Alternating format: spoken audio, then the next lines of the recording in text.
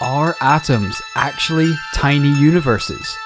Which bug bites give you superhuman abilities and which just straight up kill you? Answers to these questions and more on this episode of This Paranormal Life! Hey! Oh, welcome back to the podcast. You are listening to This Paranormal Life, the podcast where every week we dissect a different paranormal tale, case, claim, beast, and get to the bottom of whether it's truly paranormal or not. You're joined by the two most decorated, most prestigious paranormal investigators in the whole world. My name's Kit Greer. This guy's Rory Powers. That's right. And as you said, we're not afraid to ask the big questions on this show. Like the one you started with, which bug bites will give you superhuman abilities, which ones will straight up kill you. I did a bit of research in this myself. I can see that covered in them. I went to the local zoo, doused myself in a pot of honey, and just rolled around in whatever cage I could get into. Attracted a lot of mammals, large animals, first of all. Yeah, it would have been smart to specify insect at the start, but I went headfirst into the gorilla enclosure.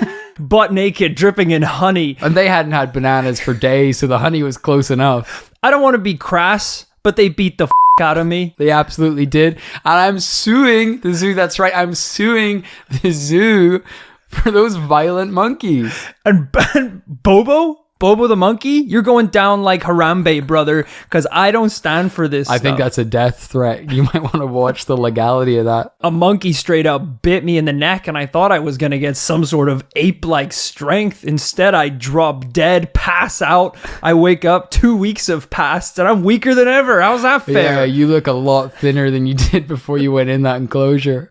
That monkey's looking pretty strong, actually. I'm starting to think he got my powers. He got the better of you, that's for sure. But we're not here to talk about monkey attacks. That was a couple of weeks ago, actually. the Delhi Monkey Man. Good episode. It was. Today, we're going somewhere very different. It's time to dive right in. It's 1997. We're in the South Pacific Ocean. When I think of the South Pacific Ocean, and I think when lots of people do, we think of beautiful white sand beaches, crystal clear water, coral reefs, paradise on Earth, basically. Yeah. But folks, this is a Disney-fied lie told to us by corporate fat cats to honestly sell cruises and copies of Finding Nemo. Because granted, the beaches are gorgeous. Yes, the water is crystal clear and the pina coladas are cold, but there is so much more to it than that. It's also a place of deep, ancient mystery, an unbelievably vast area of Earth's surface, thousands and thousands of miles of ocean interspersed by tiny islands that ancient civilizations discovered tens of thousands of years ago. This is also the location of the Mariana Trench. Ever heard of it? I think that's where they dumped Megatron. I believe so. Either Megatron or Saddam Hussein. Or maybe both. The two most evil robots in the world. It's the lowest, most deep point of the Earth's surface. It goes down 7 miles, and humans have barely even attempted to explore there. Wow. And it's here in the South Pacific that scientists from the US National Oceanic and Atmospheric Administration were monitoring the ocean using an array of underwater microphones. These microphones were first put all over the ocean by the Navy during the Cold War, I think, to track submarines. But by the 90s, no one needed them anymore. And basically the scientists were like, this is amazing. You've got thousands of microphones. Like I guess the army guys were just like, there's thousands of microphones. I guess we'll just let the fish eat them. Yeah. But yeah, the scientific community were like, wow, we could do so much with this.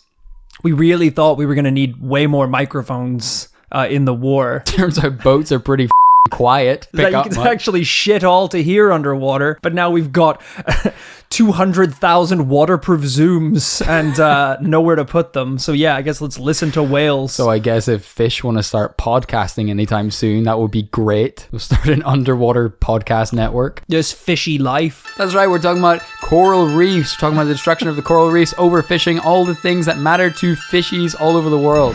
And once the scientists took control of this array, it was in the summer of 1997, they picked up something on recording that no one expected. It was something loud, really loud. In the ocean? In the ocean. They're looking at their readings, trying to work out what it could be. Did someone detonate something down there? Did a boat crash? What could it be? And you know that in that office is the skeptic, hard-ass boss at the laboratory. And he's like, it's nothing, get back to work. But sir, this has exceeded all our measuring equipment. Well, what if it's an attack or that's impossible. Our equipment is designed to handle a goddamn nuke. Now shut up or I'll lower you into the ocean so you can see what it is firsthand. And then there's one plucky scientist who keeps their mouth shut. They just keep nodding. They're like, yes, sir. Must have been an anomaly, sir. Some kind of noise in the system. But deep down, they know that's not noise. Oh, yeah. And when the office is closed and the lights are out, he's at his desk, burning the midnight oil, crunching the numbers, looking at the data. You know, he's sending reports down to the bottom of the ocean. These reports are coming back. He's onto something. He's got some great 80s montage music on the background as he works. It's kind of distracting actually because his job is supposed to listen to the ocean. There's merman talking into the microphones, but he's too busy listening to Bon Jovi to hear them. He goes home tired from a long day at work, and his wife's like, look, just calm down. I'll just put on some whale noises. My work is whale noises.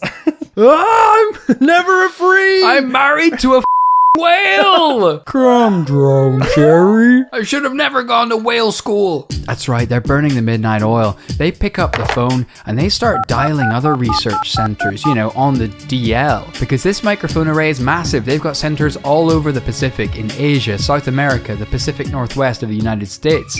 Wow.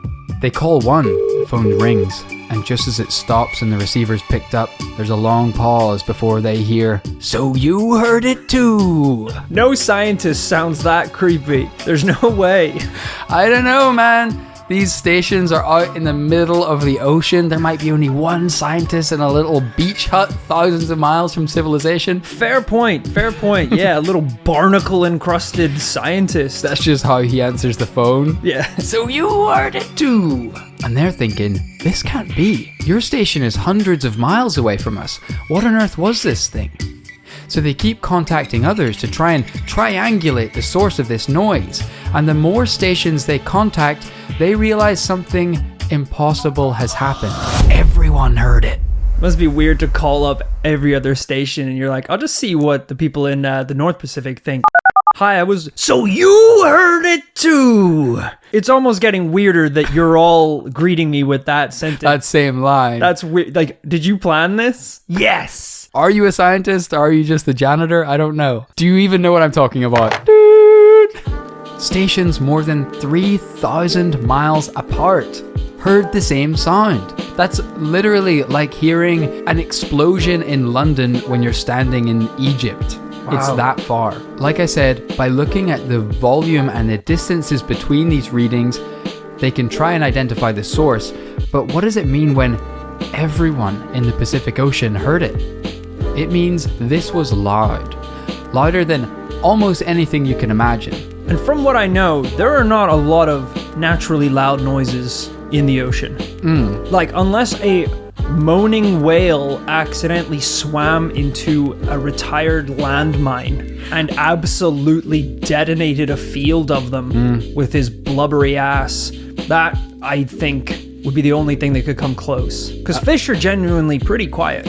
They are pretty quiet. Keep to themselves. Yeah, I mean, you're quite right. I mean, even above ground, kind of the loud things are, nature-wise, I guess there's thunder, stuff like that. Yeah. But it's mostly man-made stuff. You think of explosions, jet engines. Fish would be 1,000 times scarier if they made any sort of noise. Imagine if you were swimming and you saw the fins of a shark and you looked down underwater and you went, "Roar!" as he was coming at you. Imagine they could roar like a lion. Holy shit. Or even a school of fish passing by blah, blah, blah, blah, blah, blah, blah, blah, blah, blah, blah, blah. That would be really terrifying. It would be quite overwhelming. I guess the thing is, we'll kind of get into this, but things down there do make noise, but it becomes kind of trippy because it's also just that our ears aren't built to understand it. So animals down there, that's how, dolphins, we know that they kind of go meh, meh. That kind of noise? That sounds a little bit more like a sheep for one, but give it another go. Okay.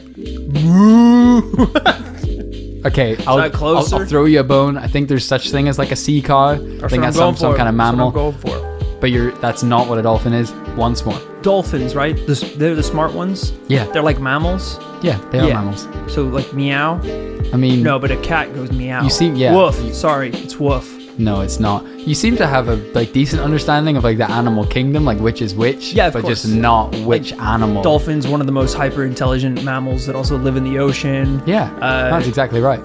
Yeah, meow. I think we should move on. I haven't been the same since the monkey bite. Oh. My brain's like, I think one thing and I say another thing. I think you're getting some crossed wires. Yeah, I don't know if that's like my powers kicking in. Your eyes are two different colors since that, I would have to say. Right, like in a cool way though? Like a good way? I mean, one's completely bloodshot. It's not really like green Nice. and blue. Maybe like It's a laser eye? red, and then the other one is just completely white. Let me just try and do like a push-up and see if my strength is kicking in or something. Oh! That looked really painful. I got one. You are? I got one done. That's not good. It's all right. I think one of the bones in your arm is sticking out the back of your elbow after that. That's de-evolution. I think I'm returning to the monkey form. I think you need to my go to primitive the monkey's hospital. form. Fair enough, sir. A banana for the road, at least. Maybe a vet, actually. I go to eat the banana. Your teeth are all falling out. You're very unwell. I'm a herbivore now, like the monkeys. And at this point, our skeptic researcher has heard about this and he's got the readouts in his hand, just shaking his head. Impossible. This is seismic or volcanic activity, some kind of shift in the Earth's crust. And the plucky young scientist is like, "Sir, this sound doesn't match any of our previous seismic activity. Its signature doesn't match anything like that. In fact, it sounds organic." What in the blue hell are you saying? Well, the speed of the sweep and Louder, pitch. son! To who? It's just me and you talking, sir. I can't hear a thing since that bomb dropped in the ocean. So you did hear it? Huh? What? No, I can't hear anything. The speed of the sweep and pitch, the frequency band, the repetition, it has a lot in common with something from an animal. Something alive. Uh-oh. What did you say, Chief? Nothing. I have to go back to land. Sir, we're 3,000 miles from the nearest land. He opens the hatch. Starts Water swimming. pours in. He's trying to swim up an endless stream. Whatever it is, I'm sure it's definitely not related to an accident that occurred in one of my previous missions disposing of nuclear material in the Mariana Trench. And this sounds mad, but this is actually what happened. That at least one of the researchers there began to believe by studying this sound that it was more closely related to some kind of animal noise, some kind of marine animal noise, than anything man-made or geographical or something like that. New Scientist sent a reporter to cover this story, and they talked to one of the researchers, and in the article they wrote, "Mr. Fox's hunch is that the sound nicknamed the Bloop is most likely to come from some sort of animal because its signature is a rapid variation in frequency similar to that of sounds known to be made by marine beasts. There's one crucial difference, however. In 1997, the Bloop was detected by sensors up to 3,000 miles apart. That means it must be far louder than any whale noise or any animal noise for that matter. Is it even remotely possible that some creature bigger than any whale is lurking in the ocean depths? Or perhaps, more likely, something that is much more efficient at making sound? But the problems, like this reporter points out, are obvious. Sure, whales and other animals do make noises we can record, but nothing anywhere near close to this kind of volume.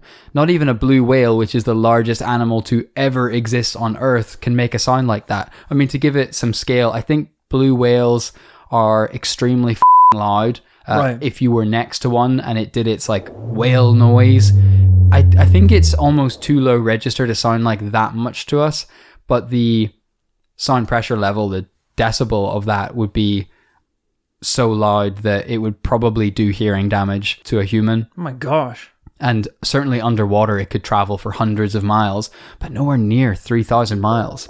Unless there is something down there, miles underneath the surface, undiscovered, massive enough that its calls travel thousands of miles around the world. After all, how would we know? We haven't even explored down there entirely. And this, ladies and gentlemen, is what makes this story paranormal. Today we're talking about a cryptid, some kind of undiscovered water beast, unknown to science and God, except this isn't a frogman or even Bigfoot or even Nessie. This is Godzilla level, Cthulhu level, something bigger than ever thought possible.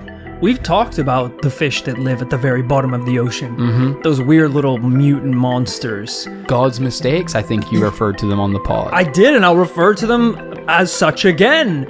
I mean, we have... What is the statistic? We've explored like 7% of the Earth's ocean. You know, piss all, whatever it is. Barely anything. We know nothing about the fish down here. You know, we're still trying to work out if the fish up here are making noise. The fish down there, they can probably sing and talk. There's probably borderline marshmallow style DJ fish down there. Justin Bieber's doing collabs. Yeah, more like Justin Reefer. Oh! Yes, that's right. I can deliver the puns as well. Mariana Grande is down there too. Oh! Not too bad. But I realize we've got this far in the episode and I haven't even played you the bloop. It was recorded? Oh, we've got the recording, of Oh course. my god, okay, yeah, let's do this. Ladies and gentlemen, This isn't at like the home, brown noise, is it? You said it was so much louder than a whale's moan. Is Yeah. this just gonna like blow my sphincter out of my body? we can't be sure. I mean, granted, the sound will be coming out of my laptop instead of the belly of some sort of hell beast. Of course. But this may travel for 3,000 miles. All right, folks, crank up your headphones. It's about to get real. Crank up your headphones and prepare to die. That was it. I was waiting for the bloop. I was waiting for the bloop in that clip. It was that little blop. It's called the bloop. I think that was pretty self-explanatory. I was what expecting it is. like the f***ing Inception noise underwater. the tubas. Yeah. I wanted like the room to shake. I mean, Like sure. Godzilla's roar. But this thing, right? Okay. Somebody farted underwater. Okay, a scuba diver farted. That's what that was. 3,000 miles away? He had a spicy dinner, all right. Okay. It traveled. Very rude. I'm going to play it for you again. And Okay. please this time bear in mind that it's 3,000 miles away. Okay. I bared it in mind, and it did not make much of a difference. Okay. Listen, I'm not an egghead scientist. I don't claim to understand how these things work exactly, but the way the speed of sound travels underwater versus how it travels on land, Yeah. this has been sped up by 16 times so that we can hear it. If we didn't do that, we wouldn't hear anything. I don't understand how this can be the loudest noise in the world, but if it's not manipulated, it is completely unperceivable Silent, that's to right. the human ear. Oh, yes. Whisper silent. Science is so strange. I mean, you wouldn't be able to hear it, but you would probably die instantly due to the insane volume. I'll give it to you. It's not, whenever you hear it, maybe it's not the most impressive kind of, movie style impact of a sound, but that's what it was. Insanely loud, traveled thousands of miles. So at this point in the story, I should say that people were very excited about the potential existence of this oceanic mega cryptid for some time, until the National Oceanic and Atmospheric Administration decided that they had enough evidence to conclude that these sounds were not caused by a mega cryptid, but rather by sheets of ice colliding into each other or carving off each other. They claim that this would explain the unusual sounds and the sheer volume of what was recorded. It's a pretty reasonable explanation. It's a pretty, listen, if you want to play it safe, if you want to keep your career in line, if you don't want to get on the wrong side of the authorities, the powers that be, yeah, I guess it's a pretty fun story to tell yourself at night. It's a bit better than like, you know, how can you explain this noise? Weather balloon. There's a weather balloon in the Mariana Trench. Must have scraped against some rocks. Didn't I see you in those photos from Roswell a really long time ago? You haven't aged At sir, all. a day. Your skin is completely grey. So I know that their explaining away of this story brings us dangerously close to this case being a bust. But don't worry, there is one more piece of evidence for a paranormal water beast here. So when I was researching this case, I found out that there are actually a number of unexplained sounds around the world. There's pretty much a list on Wikipedia of recordings that you can listen to right now, which cannot be explained. They All underwater or above water? The ones I was looking at were underwater. You're like, do not get me started on land noises. Listen to this. Boing. What the f***? was that? Some sort of land cryptid? What about this? It boils my blood and terrifies my core. That duck quack had to be sped up 16 times. So you know it's a duck quack. And on this list of unexplained sounds, there is the bloop, like we've been researching. But there is another one, very similar to this, known as Whale 52. Researchers that listen to whale song underwater found that by analysing thousands of different whale songs, they can identify whale species and even specific whales themselves by the frequency of their song. So, one species will sing mostly around the 80 hertz range, and then another around 60. But they became puzzled in the late 80s when, for the first time, they recorded a song like no other. An animal's call, specifically at 52 hertz. For reference, this is almost exactly the lower limit of human hearing. It's a very, very low note, almost imperceptible to humans. And to this day, there is no known animal that calls at this pitch, except Whale 52. Ooh, creepy. And to make it even crazier, we can track this beast to this day. There are specific times of year this call can be heard. It travels around. Its pitch has very slightly lowered over the years because it's getting older, they think. Right. But it's still never been seen. The question is this connected to the bloop? Or is it simply evidence that other beings like Whale 52 may exist? And crucially, if there are undiscovered water beasts down there, are they paranormal? And it turns out I'm not the first person to ask this question. K-pop superstars BTS wrote about this beast on their hit track Whalian 52, which is exactly what it sounds like, a mashup of whale and alien. Yeah. The most lonely creature in the world.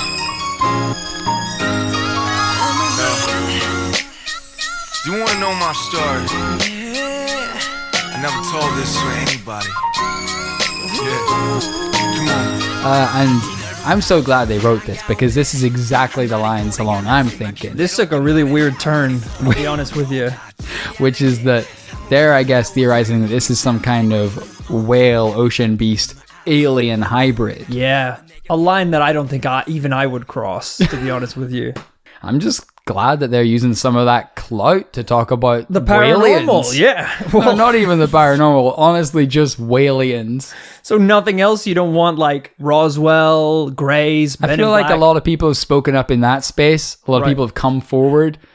No one's talking about whalians. There could be a reason, though, why no one's talking about whalians. Yeah, because a lot of people will get hurt or killed if they come out and talk about whalians. So is the whale an alien, or did an alien bang the whale and then drop a whalian hybrid in there? I sort of imagine, some kind of ancient astronaut alien-infused DNA with an ocean beast. Or maybe just an ocean beast from a different planet.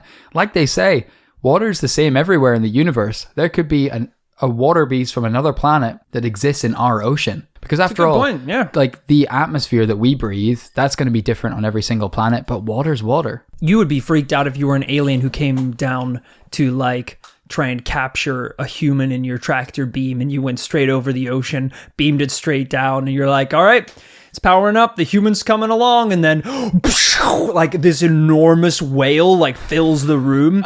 He's dying immediately, waters over all of your electronics. You're trying to probe the blowhole because you don't know where his ass is. He's letting out 52 signals that's making cracks in your little spaceship helmets. I like the idea that they do. I mean, that's just accepted science now, isn't it? They just go straight for the butt. Yeah, I think so. They just desperately, as soon as that thing lands in the ship. The science hole, as I call it. So I've thrown a lot at you in the last 30 minutes, but what are your kind of right off the bat feelings about this bloop and maybe later Whalian 52? Okay, well, let's start with the bloop. The recording is not as loud as I thought it was going to be. Well, it's on my laptop, isn't it? It's still pretty... If I turn the volume up full and put headphones on, you'll be pretty loud. But, look, I'll let that one slide because, when you're a scientist examining something like this, sometimes that's the reality of a massive discovery. It's like when NASA say, we've just discovered something incredible. We've discovered that, there is a universe or there is a galaxy on the brink of our capabilities that we can see with this super amazing telescope. There could be thousands of living creatures out there, and you're like, oh my God, this sounds amazing. And they show you a picture, and it's like a little speck on a black dot. It always is. Yeah, it's incredibly disappointing. You're like, well, I wanted to see like aliens doing the peace sign, on a little planet. I wanted to see like, I don't know, some super cool galaxies. I wanted to see some Avatar shit. Absolutely. Yeah, but you get the speck. And that's what we're being served here with the bloop. I wanted the Inception noise, and I got a bubble rising from the depths. We got to be happy with it because, like I say, if you were down there, if you heard it firsthand, you'd be dead. We got to be grateful that we've got these microphones to translate it into some pathetic little bloop for us. Why is it that humans can't go down deeper? Is it the water pressure? Like, would that just smush anything after a certain point? I don't remember the exact numbers. Water, it turns out, is pretty heavy. Right. Water weighs, I believe, 1 square cube of water weighs a ton. Okay. So... Oh boy. So if you swim like... with the weight of the ocean above you. Yes. So I did hear someone talking about this recently. I think if you swim down like literally like 20 feet, that's like you're doubling essentially the atmosphere. The normal atmosphere that weighs down on us, it's like twice that as soon as you go down. And that's why your ears start popping, things start going wrong whenever you swim down deep. So once you start talking in miles, you start talking in like 6-7 miles down, you're talking thousands of atmospheric pressures on top of you. You got enough to worry about without a seismic bloop traveling through the waves, rocking the bones in your body. And now that I say it out loud, actually, we got to be pretty worried about the things that are born down there, the God's mistake fishes we've talked about. Yeah. Because I've just realized they're on some Superman shit. Wasn't that his story? He was born on a planet with a super heavy atmosphere, and that was why he was super strong. I don't know enough about Superman to correct you, nor do I want to encourage this parallel between Superman and the fish that live in the Mariana Trench. I'm being a whistleblower here. I think no one's thinking about this. You think because they've been training in high intensity atmosphere, they are going to pop out, be able to fly. They will have enormously strong human legs and be able to punch through sheet metal. I'm not saying they'll have laser vision. What I am saying is they will be the strongest beast to ever live. And the smartest. They travel in schools, non-stop schools, education from birth to death. Little goddamn eggheads. I did see, I saw the movie, The Meg. You know that movie that came out quite recently about the Megalodon, the giant documentary, I think you'll find. It definitely was not a documentary. I want to correct that before we proceed. Jason Statham, acclaimed scientist Jason Statham. The idea in that film was that they reached the bottom of the Mariana Trench, but they realized that it was just kind of like a layer of, I don't know, some sort of like sea buildup. They created like a fake floor that they actually disrupted and broke open, which meant there was a whole world of prehistoric creatures down there that were able to break free and then come into our world. So the Megalodon, this ancient shark, was able to come forth through the trenches. Who's to say that's not true? That, and Jason Statham, like I say, very respected scientist, very respected abs at least. And that's a pretty interesting hypothesis put forward by him. Yeah, I mean, he trains in high pressure water. You don't get a rockin' hot bod like that without training underwater. All I'm saying is, with the amount of research you've brought me today, we need to start tying anchors to nukes and just letting them sink. Do you know, one of the most depressing bits about researching this was how many people have had that idea. I think it's like, it's just human nature to want to nuke stuff. It seems to be, which is weird because we say it's human nature. Nukes have only existed for less than, 100 years, something like that. It's like when we were investigating the moon landing, and I told you about Project Nuke the Moon, which was an actual NASA mission that they considered as an option. But I don't know why. They just thought, let's just do it and see what happens. Nuke the moon. Maybe we need to start nuking the Mariana Trench. I was relieved to find that so far it is illegal to put nuclear waste in the ocean. Rats. And that does rule out Mariana Trench. Also, we got to be careful because if we're still following this Superman storyline, if you nuke Superfish's home planet, I'm pretty sure they get pretty pissed. And I'm pretty sure they're going to come back with some Teenage Mutant Ninja Fish abilities. It's true. So let's not start a war we can't win. Maybe we let these superfish be by themselves. They have the water, we'll take the land. And then we'll just take a lot of shit from the water and eat it. That's the way Mother Nature intended it to be. Granted, we'll dip our fingers in their territory every now and again. Literally testing the waters. So we're putting out a lot of warnings here in the podcast today, but where are we coming down on the crucial end of podcast decision as to whether this is paranormal or not? All right, let's get down to the nitty gritty of this thing. We have a recording of the bloop. We don't know what it is. Yeah. It's louder than any noise made by any sea creature on record. But scientists do have a pretty plausible explanation, which is two giant icebergs under the water rubbing together. Yeah. That's a plausible enough explanation that it's the favorable choice between that or an ancient cryptid screaming in the dark depths of the ocean. Fair. All I would have needed to push me over the edge is maybe like a radar blip or something, you know? Yeah, I see what you're saying. Like, if we could get this thing moving around down there. Yeah, we got Whale 52, but again, that's a whole nother story. It's an interesting noise under the ocean, but when it comes to this bloopy blip, I don't know. It doesn't seem... I don't have enough evidence to confirm that it is paranormal. All right, the bloop. That's old news. What about Whale 52? Paranormal as shit. This is a cryptid, folks. I've been saying it for years. We need to nuke the whales. You were saying that before you ever heard of Whale 52, by the way. Yeah, I just want some of that sweet, sweet blubber. Probably don't want to nuke it then. Just fish for it. Listen, all I'm saying, I was pretty blown away by the existence of Whale 52, I'll be honest. The definition of a cryptid, an animal whose existence or survival is disputed or unsubstantiated. What we have here, folks, is what scientists call the loneliest whale in the world. That's so sad. A creature who's never been sighted. Its existence is disputed. It doesn't exhibit any of the same animal calls as any other animal that we're aware of.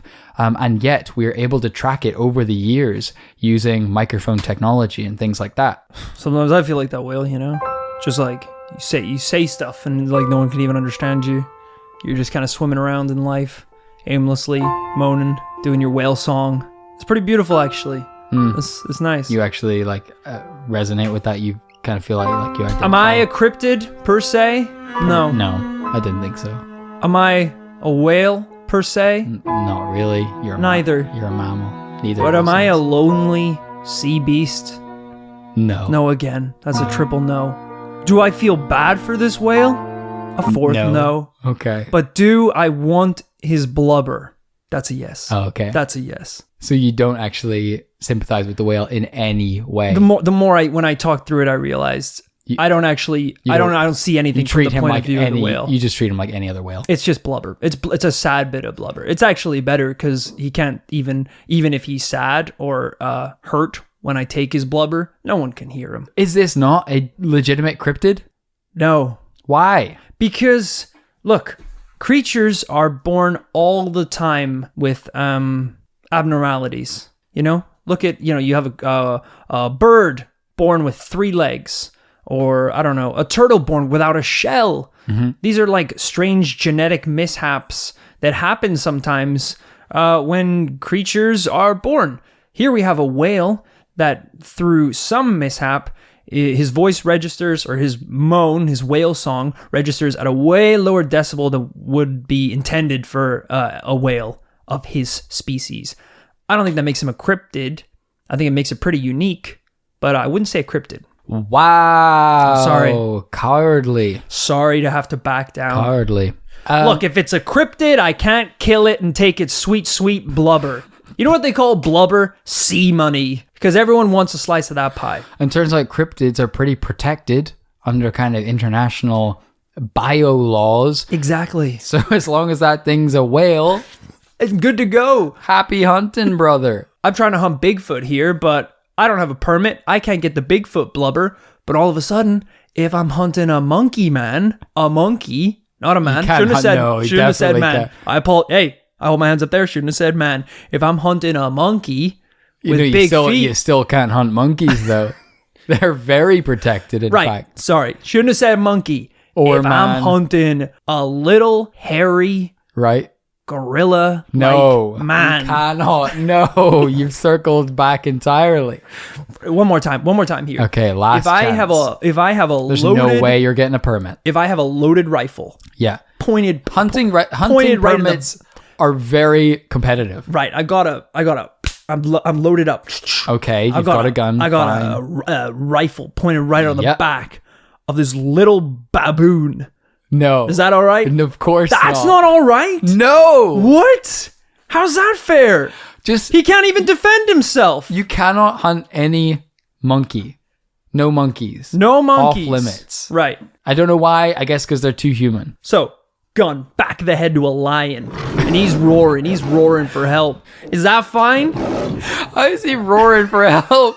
That's not how lions work. They're fearsome predators.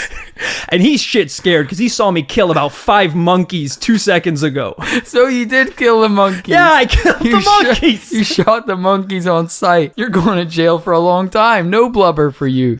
They're arresting me in my monkey coat, monkey hat, What do you want for your last meal? monkey flesh. Just don't let him talk anymore. Just kill him via monkeys, preferably. They chain me up in a banana skirt and just watch me get ripped to shreds. Monkey killing humans? This has got to be illegal. The monkeys have got pistols, rifles. This is horseshit. He doesn't even have a hunting license. So it sounds like you're a freaking no. I think I'm gonna be a double no. No, as How in, can you be a double no? As in no for the blip and no for the whale 52. I'm not speaking on behalf of you. You've got a pistol to my head. Fine. This is going to be the first disagreement in a while on this paranormal life. No. I'm going, granted I'm going no on the bloop, but I'm going yes on whale 52. This is a cryptid. So somehow, folks, in one episode, we have a triple no yes. Whoa. Really unprecedented scores here Wow. on the podcast. We very rarely come down on different conclusions as well. Pretty so much. This hurts, man. I just want... I'll be honest. I just want the Paranormal Nation to know how strongly I feel about this one. But I'd love to know what they think about it too. Yeah, geez. I mean, right into the podcast. You can email us, thisparanormallifepodcast@gmail.com. Let us know what you think or hit us up on the socials. Twitter.com/thisparaLife. Facebook.com/thisparanormallife.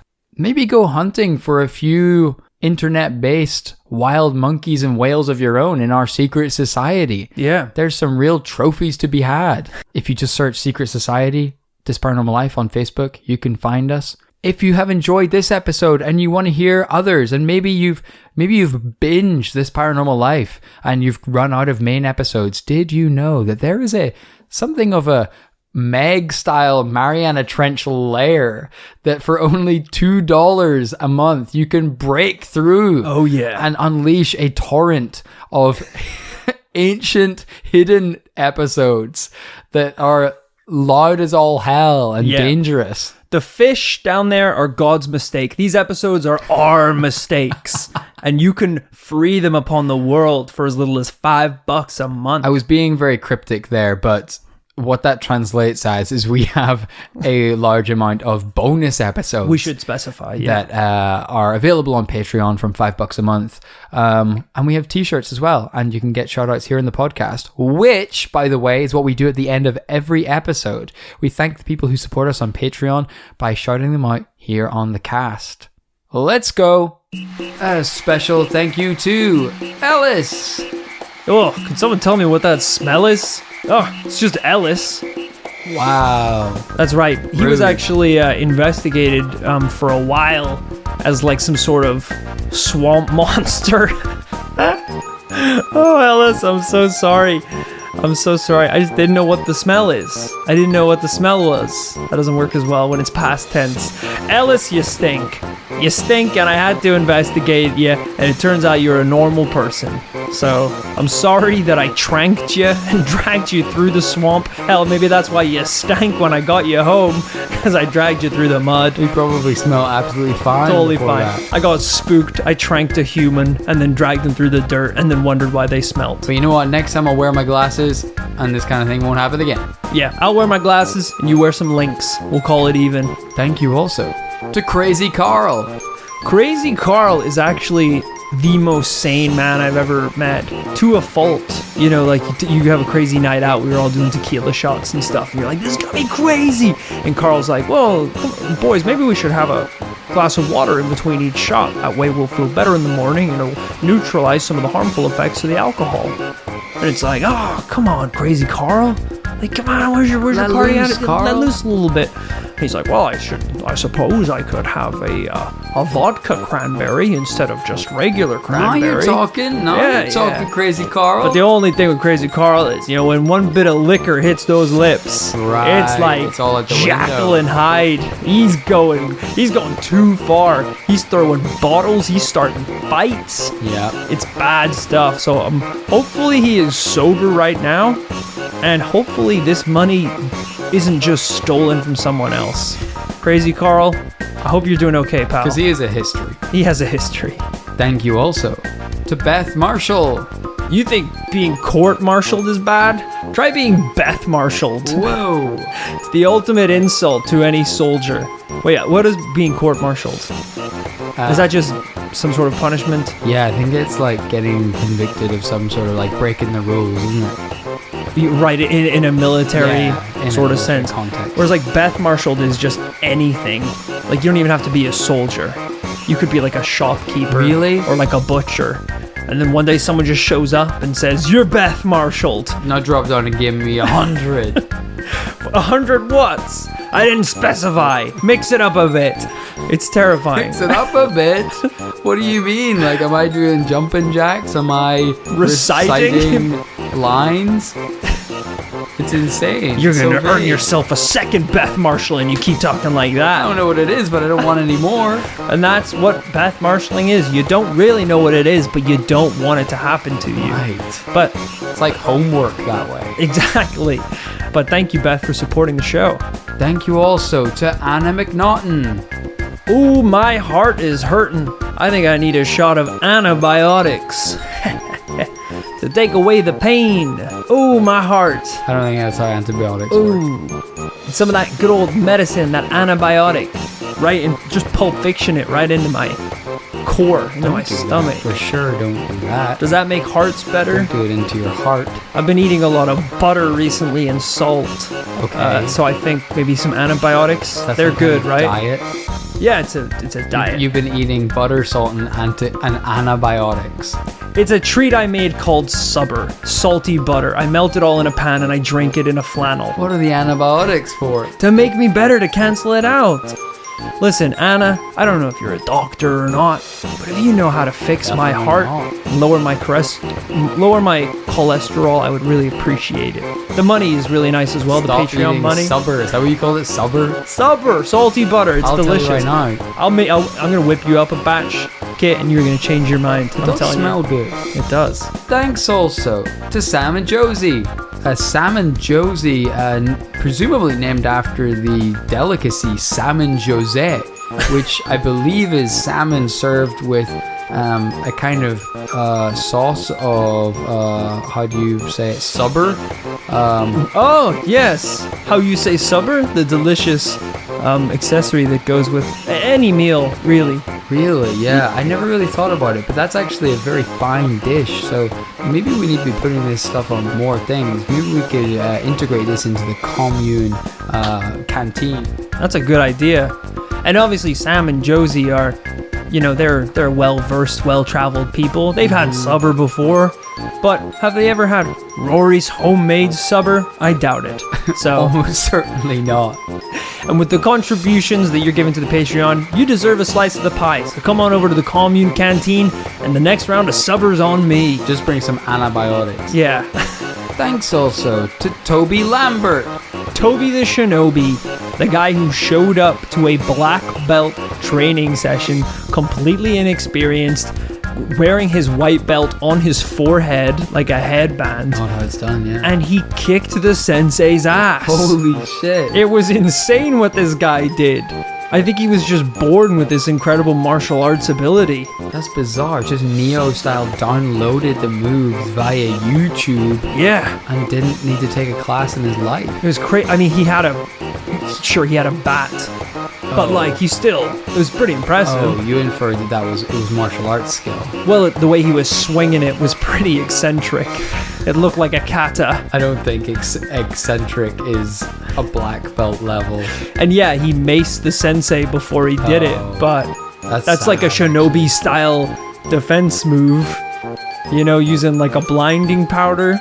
Watching this video, that sensei was pretty old as well. Yeah, I think it was like a retirement ceremony, so it was a bit mean. I think he was like borderline 90. The most disrespectful phrase to say someone kicked the sensei's ass. The YouTube video was titled "Coward Freak Attacks Old Man in Los Angeles Dojo." I think he still has some talent, Toby the Shinobi. Obviously, the people are gonna hold you accountable for this shit.